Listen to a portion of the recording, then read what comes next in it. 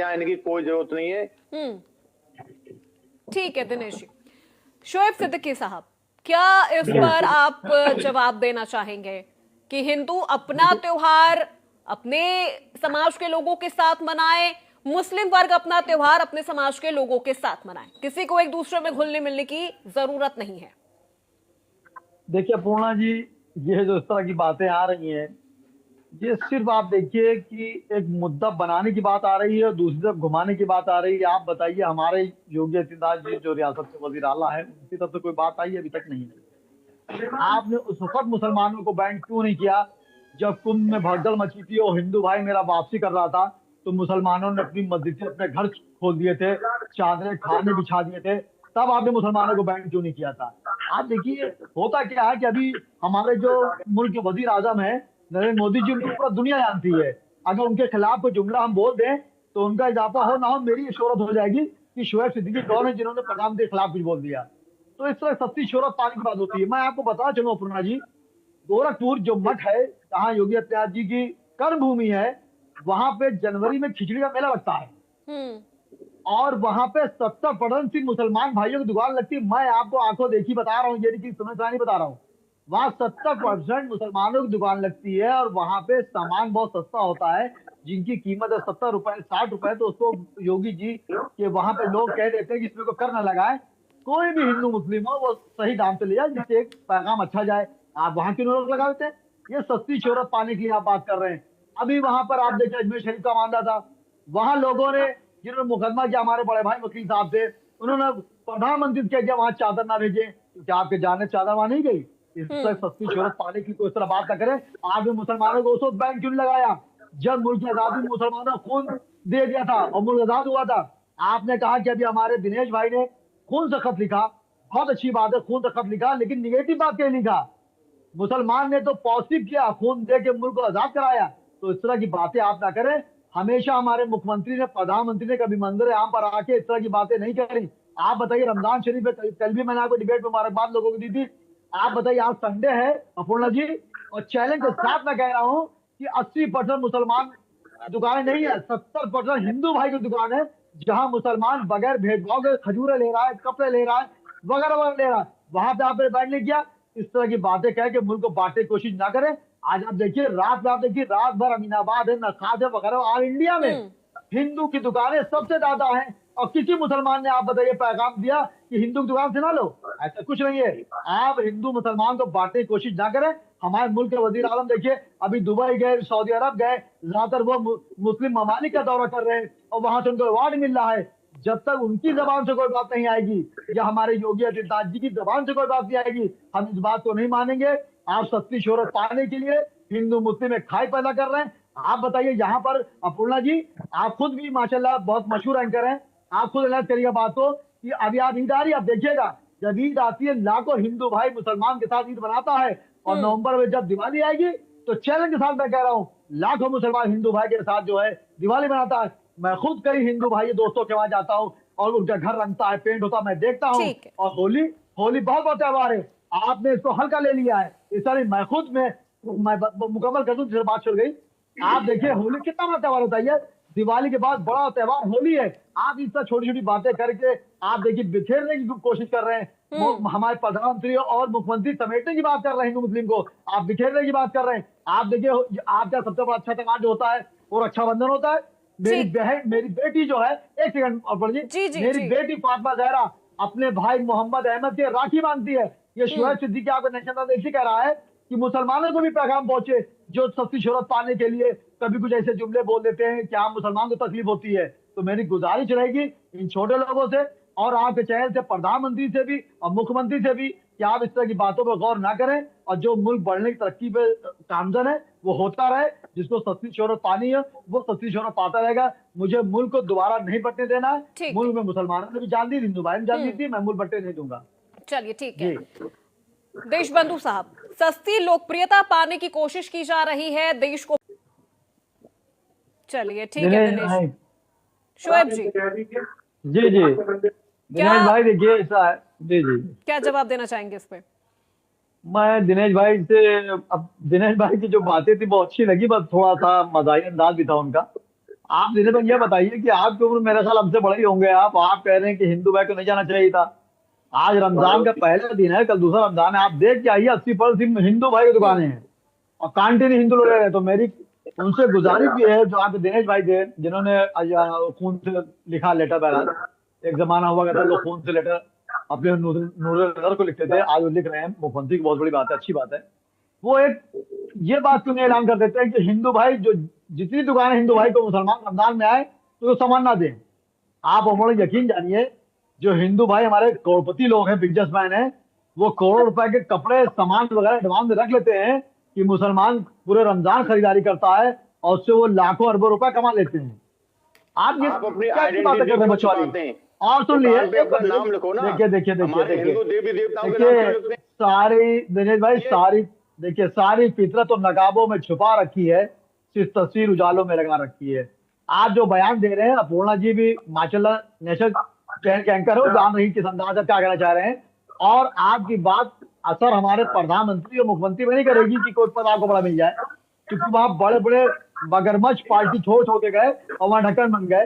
राजस्थान के कई लोग गए तो मुख्यमंत्री बनने, बाहर बैठे हुए कोई हैसियत नहीं है। बीजेपी इस टाइम इतनी पावरफुल पे आ गई है। तो आप खुश ना करें, खुश आप भगवान को करें, नीचे माँ बाप को करें, इंशाल्लाह कामयाब हो जाएंगे। इस तरह की बातें ना करें।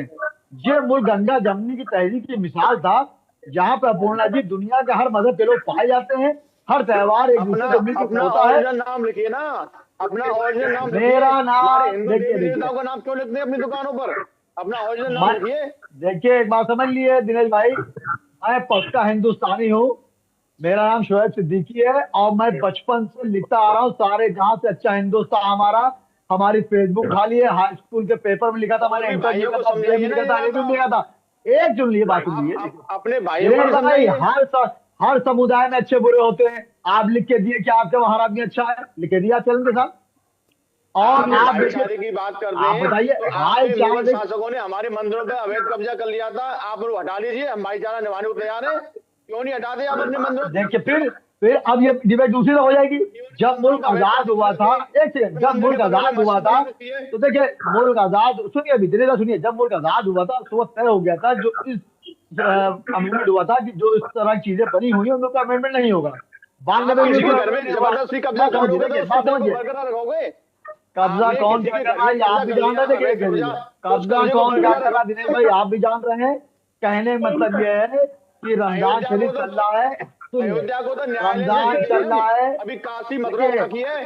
आप काशी से अवैध कब्जा डालो, मथुरा से अवैध अरे कब्जा ठीक है, हम हटा लो। हम संविधान को भाईचारा मानते हैं। निभाने को तैयार हैं। देखिए, मैं संविधान को मानता हूँ। जो फैसला आएगा सर आंखों पे आएगा। लोअर कोर्ट से आ रहे हैं, हाई कोर्ट जाएंगे, हाई कोर्ट से आ रहे हैं, आप सुप्रीम कोर्ट भाईचारा जाएंगे, तो सुप्रीम अपील निभाइए। में जाएंगे। आपको पता है औरंगजेब ने क्यों नहीं चाह जबरदस्ती रहे? कब्जा किया अरे था, आपको पता अरे, है? अपने मैं कब्जे तो को हटा लो। भाईचारा जिंदगी भर करता चला आ रहा हूँ। आप कहिए चलिए, ना, ठीक है, आप ठीक है, दिनेश अपने जी, चैनल पे कहिए दिनेश जी, कि शोएब हिंदू जी, भाई ठीक जो है। है किसी मुसलमान को सामान ना देखे रमजान में। आपकी कोई बात मान ले। देखिए आप कितने बड़े आपने अपना बहन विश्वास बताइए, खो चैनल दिया से है। कहिए। और अब फिर हिंदू सुनिए, विश्वास नहीं आप कह रहे हैं करेगा। चैलेंज से, आप कहिए चैनल से कि मेरे हिंदू भाई किसी भी मुसलमान को रमजान शरीफ में सामान ना दें। आपकी कोई बात मान ले, गर्दन कटवा ले, कहिए।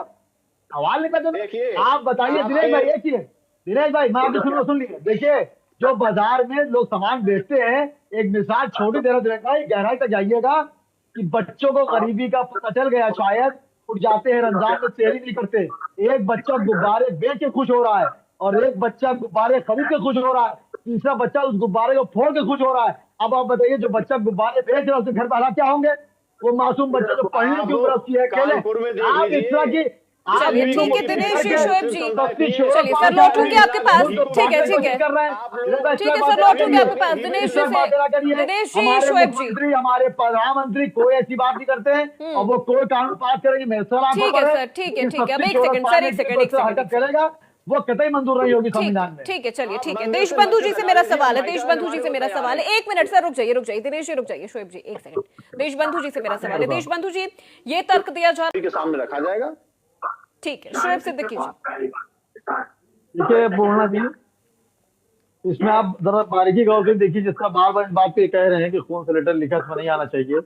आपको 2023 में याद होगा, शाहरुख खान जो आज वर्ल्ड फेमस एक्टर हैं, उनकी फिल्म पठान आ रही थी, पूरे इंडिया बगावत हो रही थी कि वो फिल्म रिलीज ना हो पाए।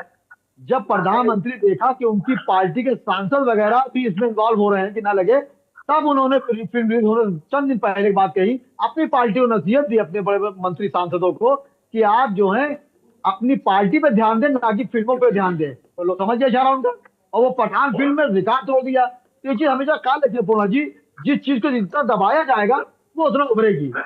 आप बताइए, छोटी बातें आप कर रहे हैं, क्या मुख्यमंत्री का यही टाइम है कि वो यही देखते रहे? अरे आप देखिए, रमजान शरीफ आपका चल रहा है, 14 तारीख को होली है, पूरा प्रदेश उनको देखना है। उसके बाद अब 16 करोड़ 20 करोड़ की आबादी है, उसमें आप जरा सोचा छोड़ दिया तो उस पर ध्यान देंगे? अरे सवाल नहीं पैदा, ध्यान देंगे? वो उनको आगे चलना है। और मैंने हमेशा एक बात आपसे कही कि सस्ती शोहरत पाने के लिए इस तरह के जुमले ना कसे। हिंदू भाई की जो गंदा गति की मिसाल रखनी आती है। और सुनिए नाम, और सुन लिए, और नाम की जो बात कर सुनिए, नाम की जो, मैं पूर्णा जी आपके एक चैनल मिनट पे दिनेश जी, पहले आप जवाब सुन लीजिए शोएब जी का, उसके बाद फिर आप बोलिएगा। ठीक है शोएब जी। कल ही आप देखिए, मैंने रमजान शरीफ की मुबारकबाद आपके चैनल दी, आपने भी तो शुक्रिया अदा किया। और आप बताइए, क्या दिनेश जी का नहीं फर्ज बनता है कि रमजान मुबारक बोले? मैं तो दिवाली बोलता हूँ, रमजान बोलता हूँ, होली बोलता हूँ। मैंने हमेशा कहा कि सबसे बड़ा मेरा हिंदू भाई मज़ारों पर जाता है, कभी आपने नहीं बोला। आपके जहन में खोट है कि मुसलमानों को तबाह बर्बाद कर देना है। हमारे प्रधानमंत्री और मुख्यमंत्री जब तक अपनी जबान से नहीं कहेंगे, मैं नहीं मानूंगा। आप बताइए, प्रशासन मेरा इतना एक्टिव है, मौलाना खालिद फरंगी महल ईदगाह में लखनऊ में आज तुम्हें कमिश्नर तक आए थे और कहा कि आप टेंशन न लिए, हर तरह के इंतजाम हैं।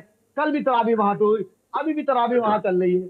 आप बताइए, वहां एटमॉस्फेयर इतना अच्छा है, वहाँ हिंदू भाई को गाड़ी लिखाई कर रहे हैं, पानी पिला रहा है, कुछ पिला रहा है।